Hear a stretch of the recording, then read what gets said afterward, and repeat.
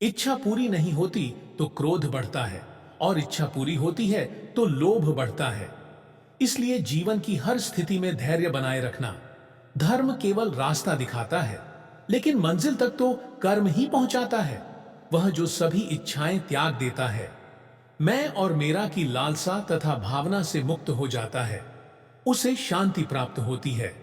श्री कृष्ण ने कहा है, अगर तुम्हें किसी ने दुखी किया है तो बुरा मत मानना। लोग उसी पेड़ पर पत्थर मारते हैं जिस पेड़ पर ज्यादा मीठे फल होते हैं। स्वार्थ से रिश्ते बनाने की कितनी भी कोशिश करें, वो कभी नहीं बनते हैं।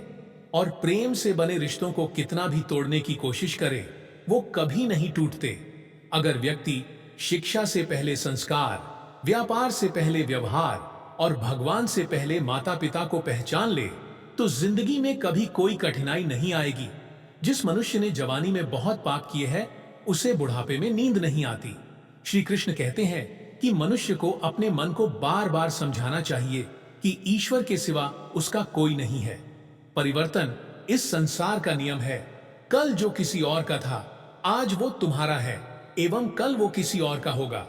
विषयों का चिंतन करने से विषयों की आसक्ति होती है, आसक्ति से इच्छा उत्पन्न होती है, और इच्छा से क्रोध होता है, क्रोध से सम्मोहन और अविवेक उत्पन्न होता है। जो कुछ हुआ अच्छे के लिए हुआ, जो हो रहा है अच्छे के लिए हो रहा है, जो होगा वह भी अच्छे के लिए ही होगा। मेरे लिए न कोई घृणित है और न ही कोई प्रिय, न कोई निर्धन है और न ही कोई धनी। बस जो भक्ति भाव के साथ मुझे याद करते हैं, मैं उनका हूं और वो मेरे। आप वही हैं जिसमें आप विश्वास करते हैं। आप वह बन जाते हैं जो आप मानते हैं कि आप बन सकते हैं।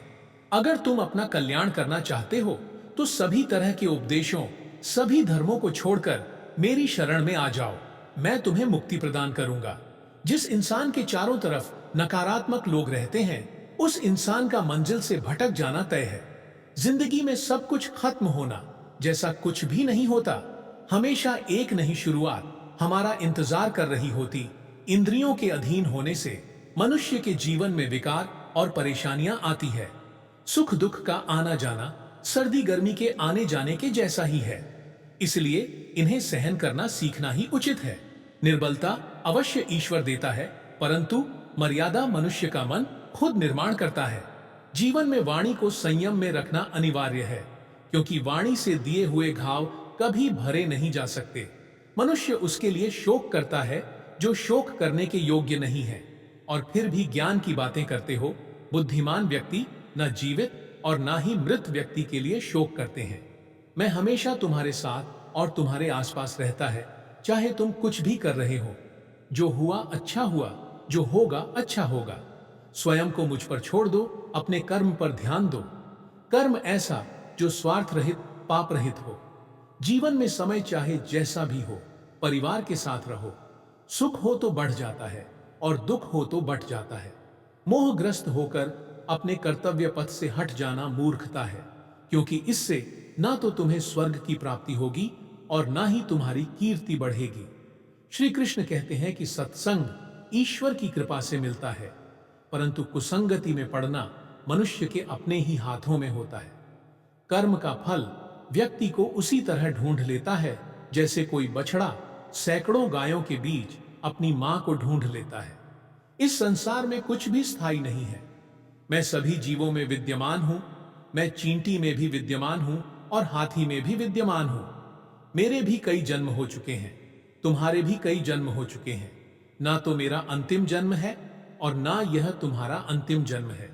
व्यक्ति कर्म करने से कभी छुटकारा नहीं पा सकता है। इसलिए तुम्हें हमेशा कर्म करते रहना चाहिए, क्योंकि कर्म के बिना तुम्हारे शरीर का निर्वाह भी नहीं हो सकता है। परिवर्तन ही संसार में स्थायी है, इसलिए परिवर्तन से नहीं, भयभीत नहीं होना चाहिए। जो लोग दूसरों की सहायता करते हैं, ईश्वर उनकी सहायता करते हैं। जब यह संसार ही स्थायी नहीं है, तो इस संसार की कोई वस्तु कैसे स्थायी हो सकती है। आत्मा शरीर को वैसे ही छोड़ देती है जैसे मनुष्य पुराने कपड़ों को उतारकर नए कपड़े धारण कर लेता है। मन शरीर का हिस्सा है। सुख दुख का एहसास करना आत्मा का नहीं, शरीर का काम है। मान अपमान, लाभ हानि, गम और खुशी सब मन का खेल है। जो अपने कर्म के फल के प्रति आसक्ति को नहीं छोड़ सकते, वे मार्ग से कोसों दूर हैं। अपनी इच्छा की शक्ति से अपने आप को नया आकार दें। अपने आप को कभी भी स्व इच्छा से नीचा न होने दें। इच्छा ही आत्मा की एकमात्र मित्र है और इच्छा ही आत्मा की एकमात्र शत्रु है। जिन्होंने खुद को जीत लिया है उनके लिए इच्छा एक मित्र है, लेकिन यह उन लोगों का दुश्मन है जिन्होंने अपने भीतर आत्मा को नहीं पाया है। सर्वोच्च वास्तविकता उन लोगों की चेतना में प्रकट होती है जिन्होंने खुद को जीत लिया है। शांत मन में, ध्यान की गहराइयों में आत्मा स्वयं को प्रकट करती है। स्वयं के माध्यम से स्वयं को देखकर एक आकांक्षी पूर्णता के आनंद और शांति को जानता है। कोई भी जो अच्छा काम करता है उसका कभी भी बुरा अंत नहीं होगा, न तो यहां और न ही आने वाले युग में। गंभीर तपस्या और ज्ञान मार्ग से ध्यान श्रेष्ठ है। मुझ पर अपना मन लगाकर योग के अभ्यास से स्वयं को अनुशासित करो। मैं उन लोगों के लिए हमेशा मौजूद हूं जिन्होंने मुझे हर प्राणी में महसूस किया है। व्यक्ति जो चाहे बन सकता है यदि वह विश्वास के साथ इच्छित वस्तु पर लगातार चिंतन करे। मन बहुत चंचल है जो इंसान के दिल में उथल पुथल कर देता है। जैसे वे मेरे पास आते हैं वैसे ही मैं उन्हें ग्रहण करता हूं। सभी पथ पार्थ मानव को मेरी ओर ले आते हैं। इंद्रियों से मिलने वाला सुख पहले तो अमृत जैसा लगता है, लेकिन अंत में यह विष के समान कड़वा होता है। जब ध्यान में महारत हासिल हो जाती है तो मन हवा रहित स्थान में दीपक की लौ की तरह अडिग रहता है। हे अर्जुन, तीनों लोकों में मेरे पाने के लिए कुछ भी नहीं है और न ही कुछ ऐसा है जो मेरे पास नहीं है। मैं अभिनय करना जारी रखता हूं, लेकिन मैं अपनी किसी जरूरत से प्रेरित नहीं हूं। कर्म मुझ पर इसलिए नहीं टिकते क्योंकि मैं उनके परिणामों से जुड़ा नहीं हूं। जो लोग इसे समझते हैं और इसका अभ्यास करते हैं वे स्वतंत्रता में रहते हैं। ज्ञान की भेंट किसी भी भौतिक भेंट से बेहतर है, क्योंकि सब कामों का लक्ष्य आत्मिक बुद्धि है। जैसे आग की गर्मी लकड़ी को राख कर देती है, वैसे ही ज्ञान की आग सभी कर्मों को भस्म कर देती है। अपना काम हमेशा दूसरों के कल्याण को ध्यान में रखकर करें। अप्राकृतिक कर्म बहुत तनाव पैदा करता है। हर व्यक्ति का विश्वास उसकी प्रकृति के अनुसार होता है। मैं उन्हें ज्ञान देता हूं जो सदा मुझसे जुड़े रहते हैं और जो मुझसे प्रेम करते हैं। मेरी कृपा से कोई सभी कर्तव्यों का निर्वाह करते हुए भी बस मेरी शरण में आकर अनंत अविनाशी निवास को प्राप्त करता है। बुद्धिमान व्यक्ति कामुक सुख में आनंद नहीं लेता। जो कार्य में निष्क्रियता और निष्क्रियता में कार्य देखता है वह एक बुद्धिमान व्यक्ति है। मैं धरती की मधुर सुगंध हूं, मैं अग्नि की ऊष्मा हूं, मैं ही सभी जीवित प्राणियों का जीवन भी और मैं ही सन्यासियों का आत्मसंयम हूं। तुम उसके लिए शोक करते हो जो शोक करने के योग्य नहीं है और फिर भी ज्ञान की बातें करते हो। बुद्धिमान व्यक्ति ना जीवित और ना ही मृत व्यक्ति के लिए शोक करते हैं।